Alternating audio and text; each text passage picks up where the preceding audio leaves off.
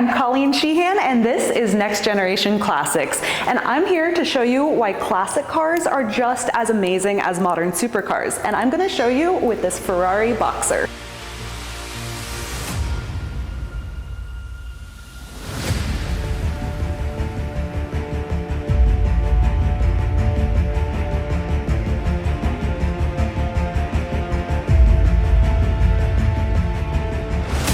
The Boxer is the first Ferrari to be road going that has a 12-cylinder mid-engine. And it was actually pretty hard for Enzo Ferrari to agree to even make this car. Because Enzo Ferrari was reluctant to make this car in the first place because of the 12-cylinder mid-engine layout, when he did make it, he decided that this car was too much for the Americans to handle. And so he made it for only the European market.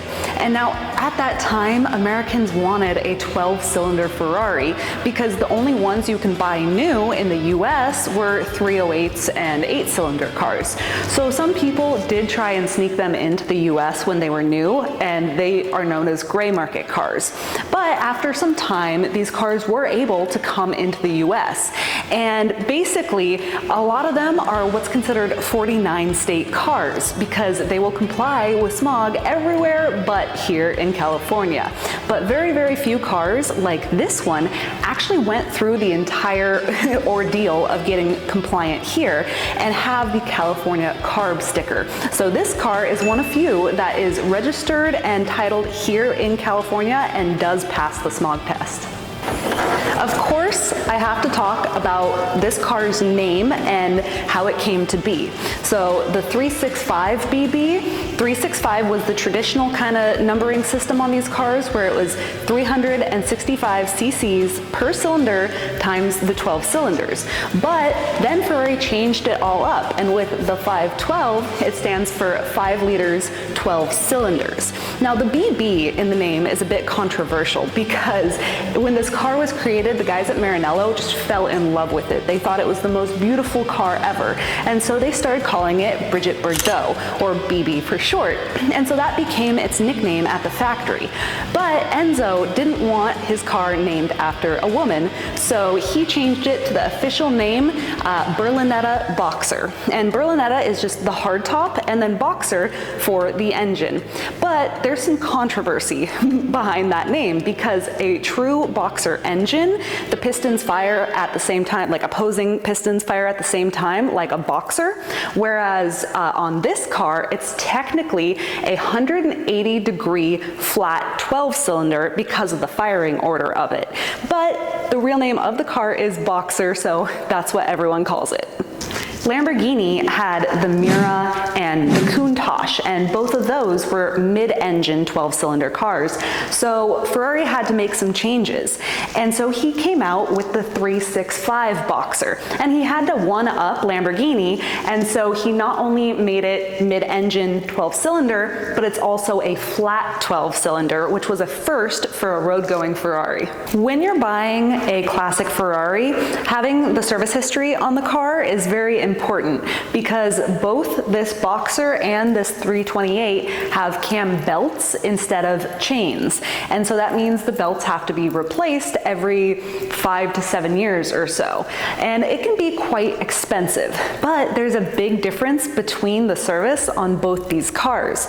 So on the 328, the belts can actually be changed in the car, and so your normal belt service is going to be about $6,000 to $8,000, whereas on a Boxer, it is a lot more extensive. The engine has to come out of the car, but it can't come out the top, it has to come out the bottom. So the whole rear end has to come out of the car. So it is a huge process, and it usually costs about $15,000. So about double the price of something like a 308 or 328. And so knowing the service history is very important. So this car was last serviced, the belt service was done in 2022.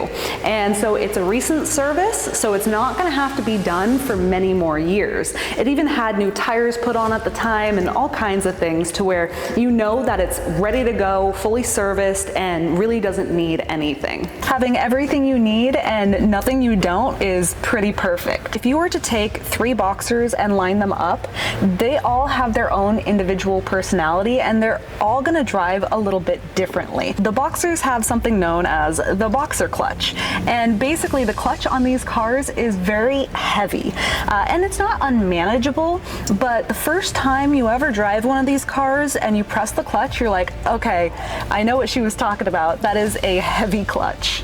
Driving a Boxer, there's really not much that compares.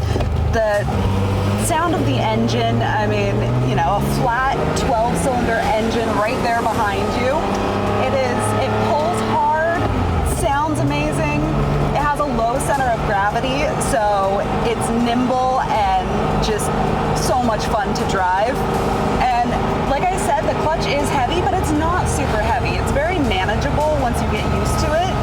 It does take a second to get used to, but it's nothing crazy. So the BBI does have slightly less horsepower than its carbureted brother, the 512BB, but the torque curve is a lot smoother, so it pulls really strong.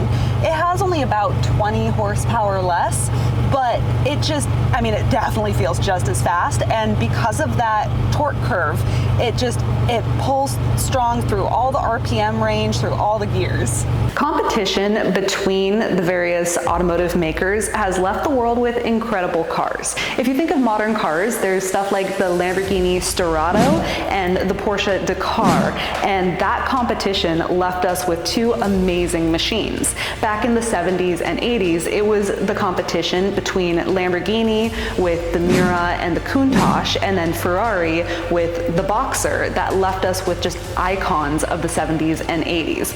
Now, there are quite a few mid-engine 12-cylinder cars out there that you can buy, but if you're looking at Ferraris, the only flat 12 cars are either the Boxer or the Testarossa, which came right after the Boxer.